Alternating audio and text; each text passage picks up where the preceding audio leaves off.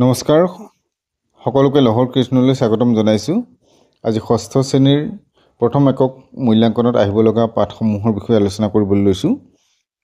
প্ৰথম একক মূল্যাংকনত আছে মংগলাচৰণম প্ৰথমতেই, তাৰপিছত আছে সংজ্ঞা প্ৰদানী ক্ৰিয়া প্ৰদানী। পঞ্চম পাঠ আছে নিৰন্তৰম যত্নশীলঃ এব জয়তি। ষষ্ঠ পাঠ লোকমান্য তিলক। ধাতুৰূপ দিয়া হৈছে বধ ধাতু, 5টা ভাগতে লিখিব লাগিব। শব্দৰূপ দিয়া হৈছে দেৱ, গজ আৰু বালক। গতিকে এই তিনিখন একেই হয়, যিকোনো এখন মুখস্থ কৰিলেই তিনিওখন পাৰিবা। সেইখিনি চাবা। প্ৰথমতে মংগলাচৰণটো চাব লাগিব। তমেব মাতাস্য পিতা তমেব, তমেব বন্ধুস্য সখা তমেব, তমেব বিদ্যা দ্ৰবিণং তমেব, তমেব সৰ্বং মম দেৱ দেৱ। তাৰপিছত দিয়া আছে গুৰু ব্ৰহ্মা গুৰু বিষ্ণু গুৰু দেৱো মহেশ্বৰ গুৰু সাক্ষাৎ পৰম ব্ৰহ্ম তস্मै শ্ৰী গুৰুৱে নমঃ। ইয়াত দিলে দুই এটা শব্দ অৰ্থ দিব পাৰি, বেলেগ প্ৰশ্ন ইয়াত হোৱা নাই। আৰু বিভক্তি দেখুওৱা হৈছে ইয়াত, কোনটো শব্দ কোন বিভক্তিৰ আছে। যেনেকৈ নমঃ যোগে চতুৰ্থী ভৱতি, চতুৰ্থী বিভক্তি হৈছে, সেইটো দেখুৱাইছে। সংজ্ঞা প্ৰদানী ক্ৰিয়া প্ৰদানী ইয়াত আছে পুলিংগ, স্ত্ৰীলিংগ আৰু নপুংসক লিংগ। ক্ৰিয়াপদসমূহ দেখুৱাইছে। তাৰপিছতে সংজ্ঞাসমূহ, অৰ্থাৎ কৰ্তা আৰু ক্ৰিয়াপদ লগ লাগি কেনেধৰণে বাক্য গঠন কৰা হৈছে সেইখিনি দেখুওৱা হৈছে।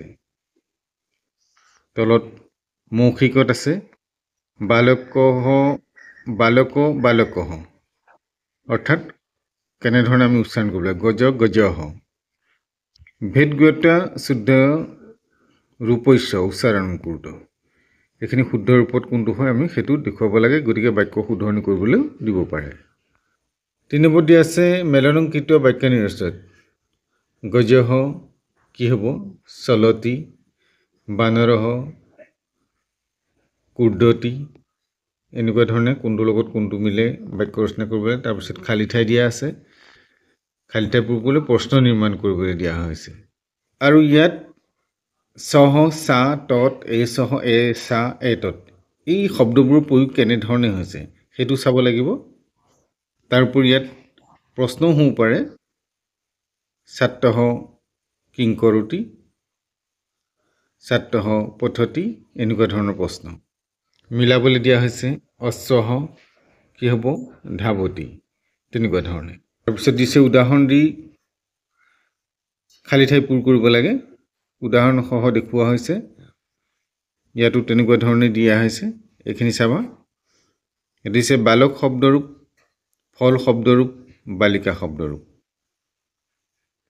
যদিও এইখন দিয়া আছে চিলেবাছত, কিন্তু আমাক লিখিবলৈ অন্য তিনিখন দিয়া হ'ল।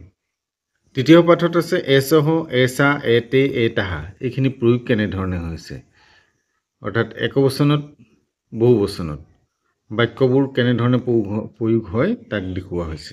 বালকঃ ধাৱতি যদি বহু বচন কৰা হয় বালকাঃ ধাৱন্তি, তেনেকুৱা ধৰণে। অৰ্থাৎ এইটো পাঠৰ পৰা কেনেকুৱা ধৰণৰ হ'ব পাৰে, একবচনৰ বাক্যসমূহ বহু বচনত লিখা, তেনেকুৱা ধৰণে।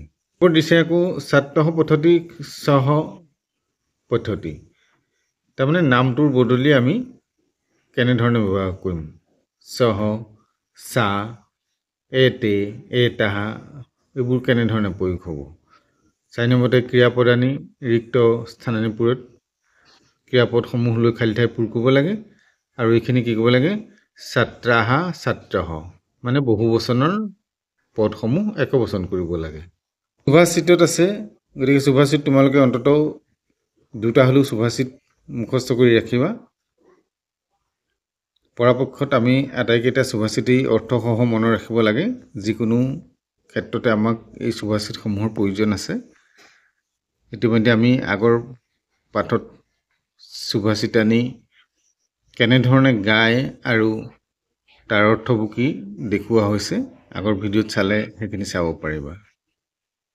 ইয়াৰ পৰা বিভিন্ন ধৰণৰ প্ৰশ্ন আছে, খালী ঠাই আছে। এইখিনি প্ৰশ্ন দেখুৱাইছে একপদনৰ উত্তৰত, পূৰ্ণ বাক্যাংশৰ উত্তৰত। একপদন বুলি ক'লে এটা পদতে উত্তৰ দিব লাগে আৰু পূৰ্ণ বাক্য বুলি ক'লে সম্পূৰ্ণ বাক্য। তাৰপিছৰ পাঠটো আছে নিয়ন্ত্ৰণ যত্নশীলঃ এব জয়তি। ইয়াতো ঠিক তেনেধৰণে একপদনীয় আৰু পূৰ্ণ বাক্যৰ উত্তৰত প্ৰশ্ন আছে। এইখিনি প্ৰশ্ন আৰু খালী ঠাই ইয়াত দেখুওৱা হৈছে। ইয়াত এটা বিষয়বস্তু আছে যে পদ পৰিচয় দিয়তাম। এই পদ পৰিচয় দিয়তামটো পদসমূহ চিনাকি দিয়া, সেইটো এটা বিশেষ প্ৰশ্ন হিচাপে ল'ব পাৰা। এনেকুৱা ধৰণে দিয়াই হ'ব। শেষৰ পাঠটো দিলে লোকমান্য তিলকঃ। লোকমান্য তিলকৰ বিষয়ে পাঠটোত ভালধৰণে চাবা, প্ৰশ্ন উত্তৰখিনি চাবা। খালী ঠাই দিয়া হৈছে, ক্ৰিয়াপদসমূহ দেখুওৱা হৈছে। ক্ৰিয়াপদসমূহ আছিল অস্তি, তাৰমানে অতীত কালৰ আছিলে, তাক বৰ্তমান কাললৈ নিব লাগে ক্ৰিয়াপদসমূহ। বিপৰীত অৰ্থান মেলত বিপৰীত শব্দ লিখিব লাগে, সেইখিনি চাবা। গতিকে প্ৰথম একক মূল্যাংকনৰ বাবে এইখিনিলৈকে পাঠ দিয়া হৈছে। লগতে ধাতুৰূপ আৰু শব্দৰূপকেইখন মুখস্থ কৰিবা। আজিলৈ পাঠ ইমানতে সামৰিছোঁ। পৰৱৰ্তী নতুন পাঠ লৈ তোমালোকৰ মাজলৈ আহিম। চেনেলটো চাই থাকিবা। চেনেলটো যদি নতুন এবাৰ ছাবস্ক্ৰাইব কৰি বেল আইকনটো প্ৰেছ কৰিবা। নমো নমঃ।